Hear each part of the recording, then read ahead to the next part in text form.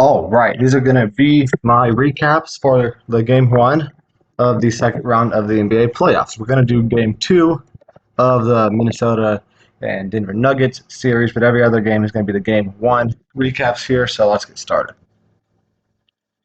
All right, starting off with the Knicks and Pacers. So the Knicks won game one, 121 to 117 to the 1-0 series lead here. This was a really fun game overall. There were definitely some questionable stuff happening towards the end of this game, including when Indiana got called for a kicked ball violation on Aaron Nesmith when it very clearly hit his hand, which caused a turnover, or well, it caused the Knicks to be able to keep possession of the ball when it should have been a turnover going to Indiana, which definitely would have made a big difference being such a tight game down the stretch here. But overall, New York played a really good game here, shot 54% from the field and 48% from three. Indiana was good, 52% from the field and 38% from three as well. New York had twice as many turnovers as Indiana. They had 14 turnovers compared to Indiana's 7. So what really made the difference here was their free throw shooting. They made 7 more free throws than Indiana, and they shot 10% better from three.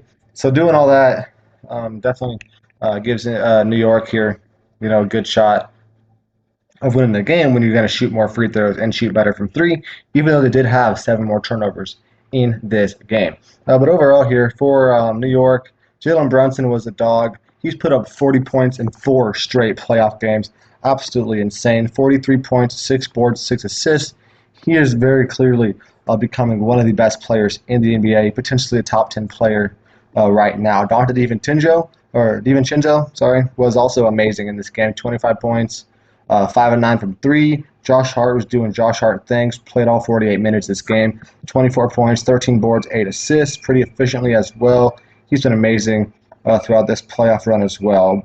Something to worry about here for New York is that Mitchell Robinson injured his ankle, supposed to be out for 6 to 8 weeks, which is essentially going to be the rest of the season. Even if they did make the finals, they said he'll likely be out for that as well. So definitely a little bit of an issue there for New York, who already has a lot of other injury issues as well.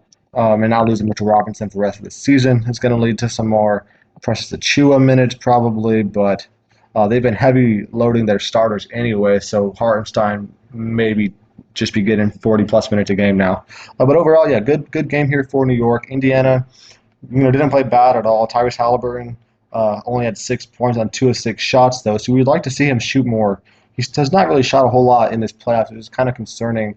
But overall, still pretty good games here for Indiana, but you're going to have to do a little bit more, containing Jalen Brunson. I would like to see Tyrese Halliburton be more of a threat scoring the ball on offense. Next game here is a Thunder and Mavericks.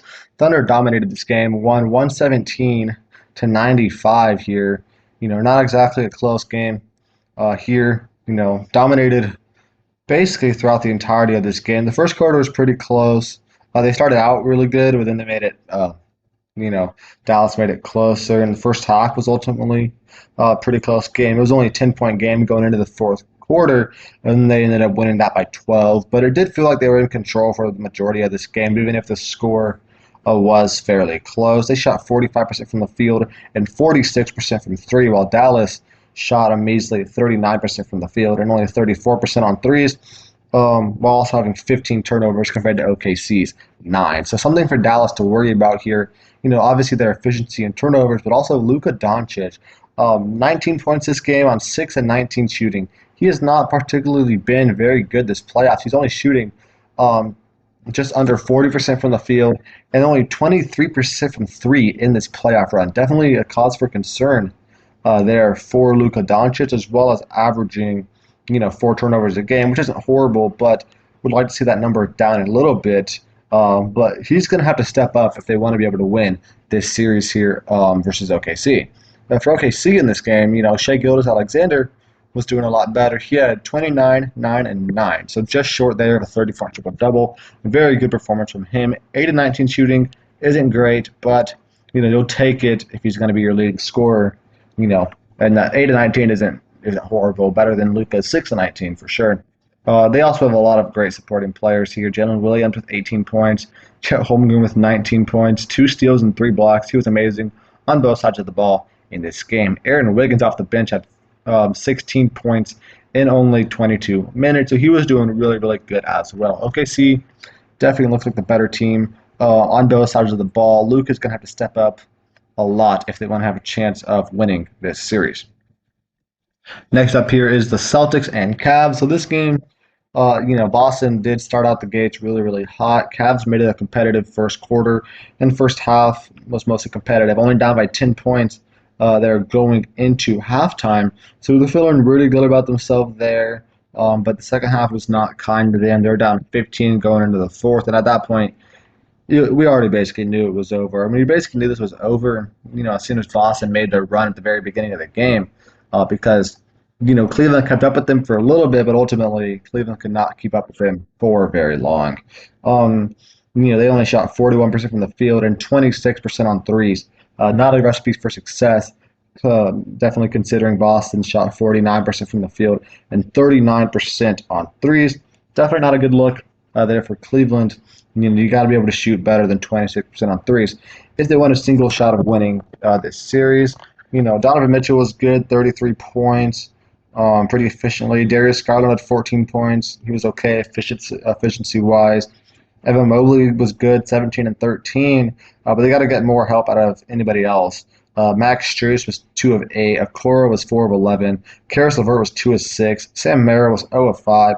They got to get some help from those other guys. You definitely want Jarrett Allen to be back in this game, but it's not necessarily going to be very likely for him to return. And even if he does, Boston is going to be able to get Kristaps Porzingis back too, potentially, who did not play in this series, in the first game of this series. So definitely a thing to worry about there. But if Jarrett Allen does come back and Kristaps Porzingis does not come back, then that'll definitely give Cleveland an alley, to steal a game or two. But I don't think they're going to be able to win more than 2 games at the absolute max in this series. And the last game here we're going to talk about is Denver and Minnesota. So, the script here was a little bit different from the game 1 script. It was not exactly close. Minnesota kind of dominated this from the start. They were up by 8 points into the first quarter, ended up being up 26 points at halftime. So at that point, we already kind of knew that Denver was gone. And now Denver being down 2-0 in this series, when they were both at home, going to be a very tall task for them to be able to come back out of this series and come back and win this series. It's also concerning that they scored 19 less points in Game 2 than Game 1 when the Defensive Player of the Year and Rudy Gobert wasn't even playing for Minnesota. So that's definitely a problem there for Denver, efficiency-wise. Shooting only 35% from the field and 30% from 3 is not a good look for these Denver Nuggets. Nikola Jokic, 16 points, 16 boards, 8 assists.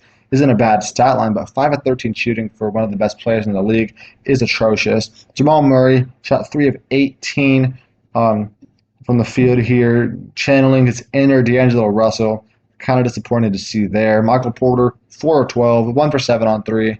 He's also channeling his inner D'Angelo Russell. So definitely not a good look here for Denver. You're going to have to get those guys to be shooting a lot better than they did in these first 2 games to have a chance winning the series. At this point, I'm not feeling very confident in Denver to even win a game in this series, considering Minnesota's dominance here in the first 2 games on the road. Anthony Edwards, this game, 27 points, very efficient. Cat, 27 points, very efficient. Those top 2 guys just, completely destroying Denver through these first 2 games. And I don't see any alley for Denver to slow those guys down right now. Definitely a problem there for the defending NBA champions. But that is going to be it for this video. Thank you for watching. Make sure to check back later this week for the next recap video, and make sure to check out my UFL videos as well.